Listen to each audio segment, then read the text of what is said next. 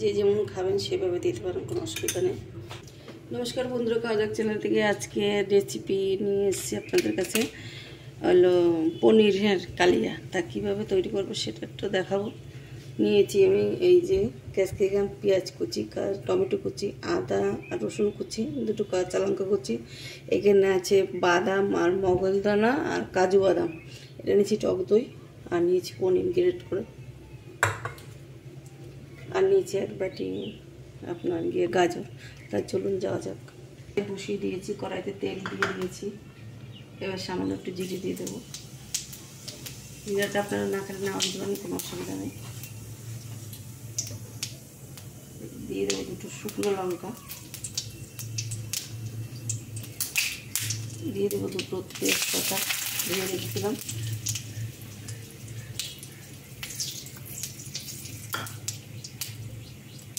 দিয়ে দেবো গাজরটা, গ্রেট করা গাজরটা ভেজে নেব।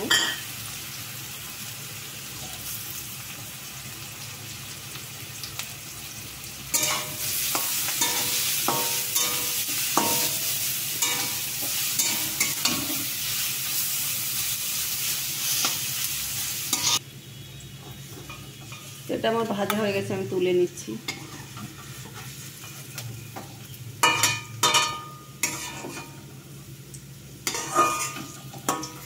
আমি তেলের মধ্যে দিয়ে নিচ্ছি পেঁয়াজটাকে একটু ভেজে দেবো হালকা।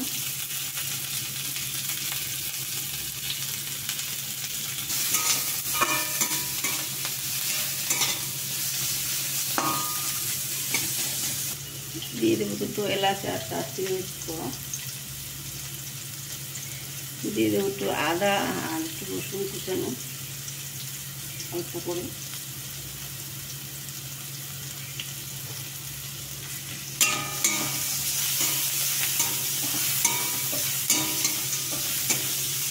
ক্যাপসিকামটা,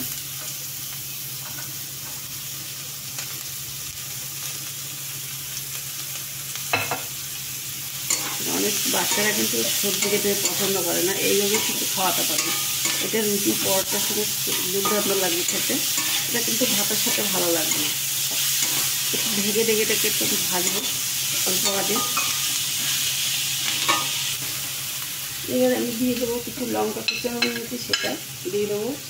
টমেটো কুচানোতে টমেটো নিয়েছি কাঁচা কাঁচা, আপনি যদি পাকাটা নিতে পারেন, কিন্তু ভালো লাগবে কাঁচা কাঁচাই কাঁচা নিলাম। এবার আর একটু ভেজে নেবো এটাকে, সবজিটাকে আবার ঢেকে দেবো।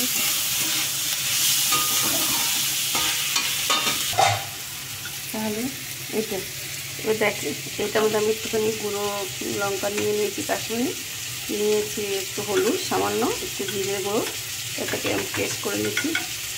ওইদিকে আমার সবজিটা ভাজা হয়ে গেছে, এবার আমি এগুলো দিয়ে দেবো।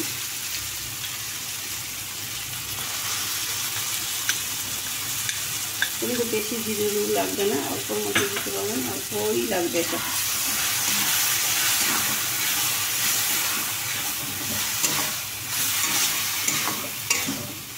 এটাকে কিন্তু ভুজিয়াও বলা যায়, বা কেউ কালিয়া বলেন, কেউ ভুজিয়া, কোনো অসুবিধা নেই, যে যেমন নামে রাখতে পারেন।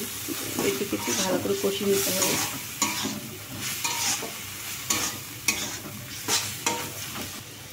চারিদিকে দেখুন তেলটা একটু ভেসে উঠছে, এবার আমি একটু সামান্য জল দিয়ে নেবো, একটু জল দিয়ে একটু নেড়ে চেড়ে তার বাদ বাকিটা দেবো। দিয়ে দেবো এই যে ভাজা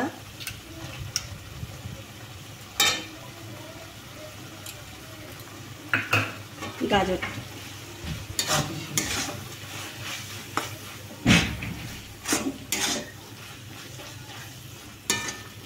কষানো হয়েছে, সব হয়ে গেছে, চারদিকে তেল বেড়ে গেছে। এইবার আমি পনিরটা যে গ্রেট করে রেখেছিলাম সেটা এখন দিয়ে দিচ্ছি।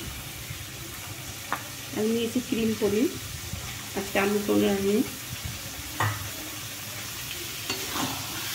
এইটাকে ভাজার কোনো দরকার নেই,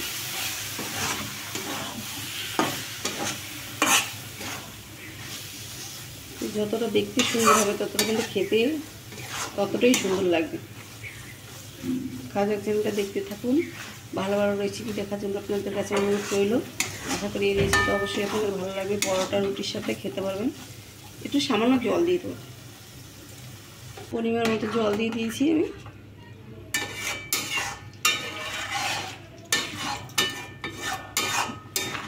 একটু ফুটে উঠবে, তারপর আমি দইটা দিয়ে নামাই দেবো। একটু ঢেকে রাখবো, কিছুটা কাস্তরি বেটে দেবো অল্প করে, সামান্য একটু।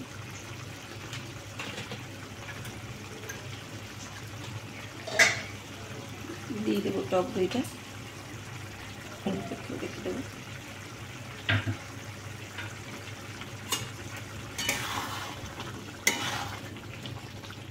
খুব সুন্দর একটা গন্ধ বেরিয়েছে বন্ধুরা। রান্না কিন্তু একদম কমপ্লিট, যে যেমন খেতে পারেন। আর আপনারা চাইলে আর একটু শুকনো করতে পারেন, কিন্তু রুটি পরোটার সঙ্গে খেলে না, এটা নামায় রাখলে একদম ঘন হয়ে যাবে। তাই এখন নামিয়ে দেবো, নামিয়ে করে দেখাচ্ছি কেমন হলো। তাহলে আমি এটা মধ্যে একটু ভাজা গাজর দিয়ে দিচ্ছি, আর দিয়ে দেবো একটু টক দই, তো রেখে দিয়েছিলাম বললাম, একটু ফাটিয়ে।